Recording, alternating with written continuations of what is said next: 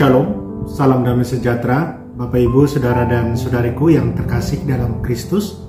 Senang berjumpa kembali dengan Anda dalam permenungan harian Sabda Tuhan, Embun Sabda, di hari Selasa dalam minggu pertama Advent 29 November 2022. Semoga Anda dalam keadaan sehat, tetap semangat, tetap tersenyum, dan tetap berpengharapan pada Tuhan kita Yesus Kristus. Anda selalu dalam lindungan kasih Tuhan. Buat saudara dan saudariku yang sakit, sedang dalam masalah dan persoalan, dalam nama Tuhan Yesus saya berdoa Anda disembuhkan, segala masalah dan persoalan Anda Tuhan sendiri yang angkat. Saya ajak Anda hari ini merenungkan kenal Tuhan, bersyukur dan berbahagialah. Saudara dan saudariku yang dikasihi oleh Tuhan, mari sebelum kita dengarkan dan renungkan firman Tuhan, kita tandai diri kita dengan tanda keselamatan. Dalam nama Bapa dan Putra dan Roh Kudus. Amin. Injil suci menurut Lukas bab 10 ayat 21 sampai 24. Pada waktu itu bergembiralah Yesus dalam Roh Kudus dan berkata, Aku bersyukur kepadamu Bapa, Tuhan langit dan bumi, karena semuanya itu Engkau sembunyikan bagi orang bijak dan pandai, tetapi Engkau nyatakan kepada orang kecil. Ya Bapa, itulah yang berkenan di hatimu. Semua telah diserahkan kepadaku oleh Bapakku, dan tiada seorang pun yang tahu siapakah anak selain Bapa, dan siapakah Bapa selain anak, dan orang yang oleh anak diberi anugerah mengenal Bapa. Sesudah itu berpalinglah Yesus kepada murid-muridnya dan berkata, Berbahagialah mata yang melihat apa yang kalian lihat. Sebab aku berkata kepada kamu, banyak nabi dan raja ingin melihat apa yang kalian lihat, namun tidak melihatnya, dan ingin mendengar apa yang kalian dengar, tetapi tidak mendengarnya. Demikianlah sabda Tuhan. Terpujilah Kristus. Saudara dan saudariku yang terkasih dalam Kristus, saya pernah bercakap-cakap dengan beberapa orang yang berada dalam pergulatan batin, berada dalam pergulatan iman mereka akan Tuhan, terutama mereka-mereka yang ada dalam gereja Katolik. Mereka mempertanyakan eksistensi dari Tuhan, keberadaan Tuhan. Mereka ada juga yang merasa tidak kenal Tuhan.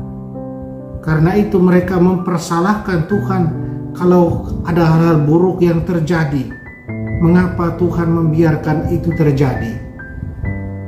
Hal ini sangat mungkin seperti saya katakan barusan dipicu oleh kekecewaan. Kekecewaan akan apa yang terjadi yang tidak sesuai dengan kehendak atau keinginan mereka.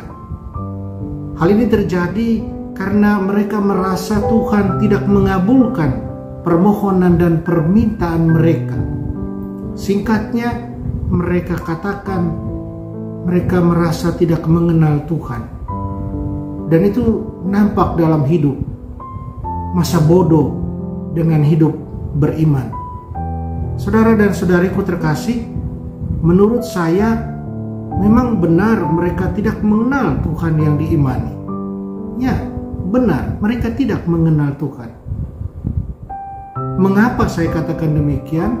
Karena mereka memahami dan mengerti Tuhan sesuai konsepnya mereka, dan bukan konsepnya Tuhan sendiri seperti yang ada dalam kitab suci atau dalam ajaran gereja Katolik, dalam tradisi-tradisi suci, dalam magisterium. Tuhan itu bagaimana harus dipahami dan dimengerti. Tuhan yang menderita, Tuhan yang menguji iman, Tuhan yang tersalib, Tuhan yang dikuburkan kemudian bangkit dengan jaya, Tuhan yang naik ke surga.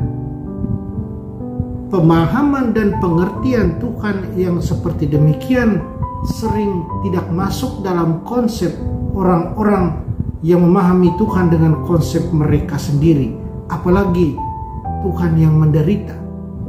Mereka hanya mau Tuhan yang mereka imani itu adalah seperti konsep mereka. Mungkin seperti konsep mie instan. Apabila mereka meminta, maka harus terjadi. Harus Tuhan beri. Mengikuti kehendak mereka. Instan semuanya tanpa proses. Tentunya tidaklah demikian konsep iman kita. Konsep iman akan Tuhan yang kita percaya. Saudara dan saudari yang terkasih dalam Kristus, dalam Injil Yesus bergembira dalam Roh Kudus. Dia menaikkan doa syukur kepada Bapanya karena anugerah, karena karunia pengenalan akan Allah yang diberikan Bapa kepada murid-muridnya. Yesus bersyukur karena anugerah luar biasa itu. Dia mengajak para muridnya untuk bersyukur atas karunia itu, dan lebih dari itu, mereka juga harus berbahagia, bersuka cita karena itu. Sebab tidak semua orang mendapat keistimewaan. Tidak semua orang mendapat keistimewaan itu. Karunia pengenalan akan Allah adalah luar biasa. Banyak orang ingin melihat, mendengar apa yang para murid lihat dan dengar, tapi tidak mereka alami. Para nabi dan raja, seperti yang Yesus katakan dalam Injil.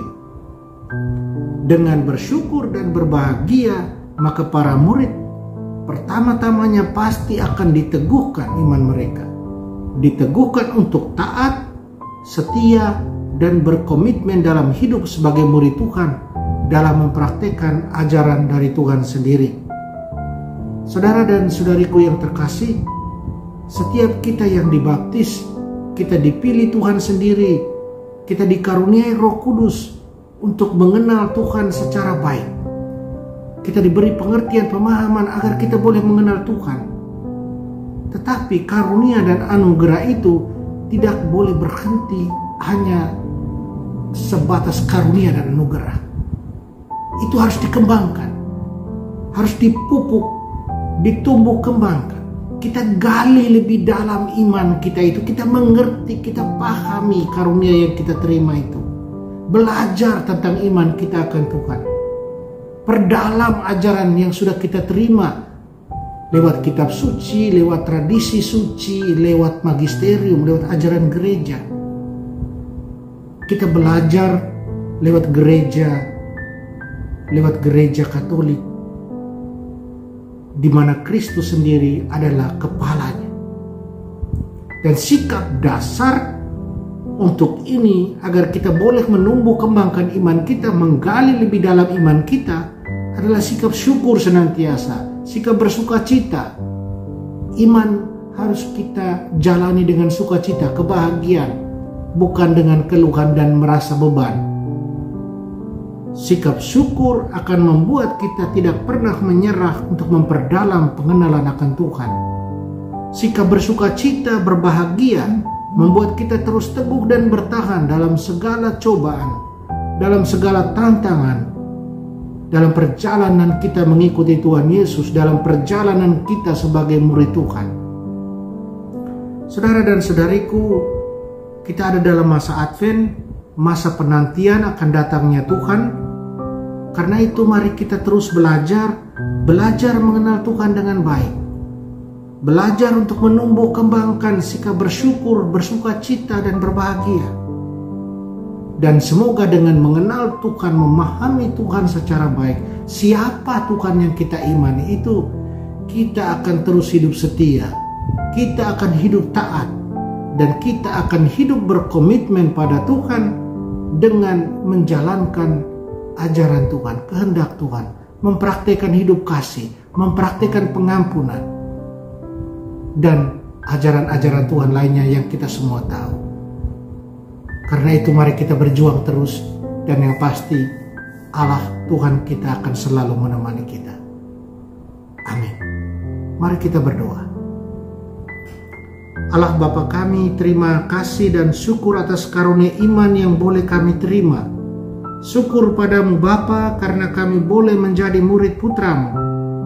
Bantulah kami untuk terus hidup dalam rasa syukur dan sukacita karena anugerah karunia iman itu, agar kami sungguh komit, setia, taat dalam menjalankan kehendak-Mu, dalam mewartakan sabda-Mu, dalam mempraktikkan kasih-Mu di dunia ini.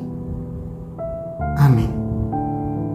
Mari kita mohon berkat dari Tuhan. Tuhan bersamamu dan bersama roh-Mu.